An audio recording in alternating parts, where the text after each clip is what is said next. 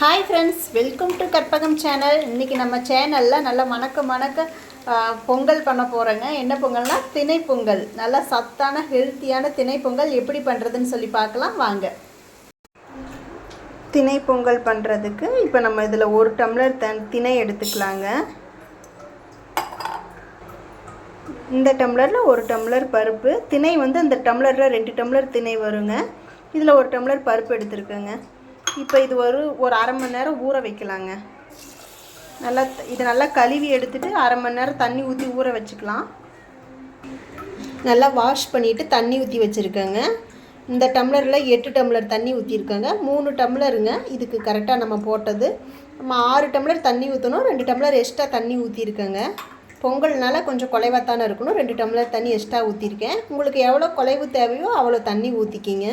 இப்போ இதில் கொஞ்சமாக உப்புங்க, தேவையான அளவுக்கு உப்பு. இப்போ இது ஒரு 1/2 hour ஊறட்டுங்க. அதுக்கப்புறம் நம்ம ஒரு 4 விசில் விட்டுக்கலாங்க. 1/2 hour ஆயிடுச்சுங்க. இப்போ நம்ம குக்கர் மூடி போட்டுக்கலாங்க. போட்டு கரெக்டாக 4 விசில் விட்டுக்கலாங்க.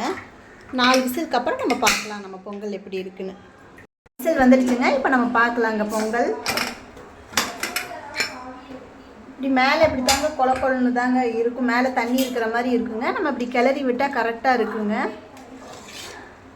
ஏன்னா அப்போ தான் பொங்கல் நல்லா இருக்கும் சாப்பிட்றதுக்கு. இப்போ நம்ம இதில் வந்து கொஞ்சமாக பெருங்காயத்தூள்,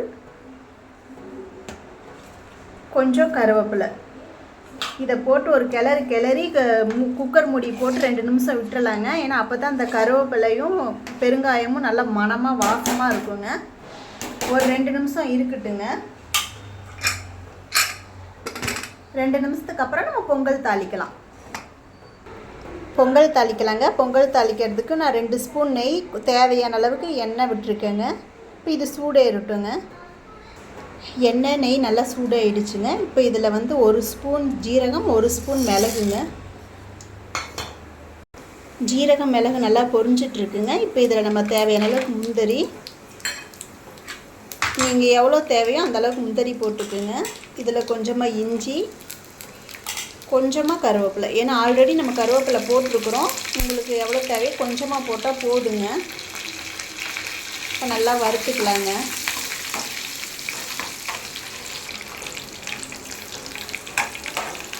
நல்லா முந்திரி கலர் சேஞ்ச் ஆகிற வரைக்கும் நல்லா வறுத்துக்கலாங்க. முந்திரி நல்லா கலர் சேஞ்ச் ஆகிடுச்சுங்க. இப்போ நம்ம இதை எடுத்து பொங்கலில் ஊற்றிக்கலாங்க.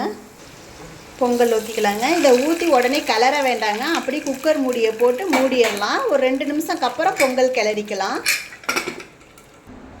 இப்போ பொங்கல் கிளறிக்கலாங்க.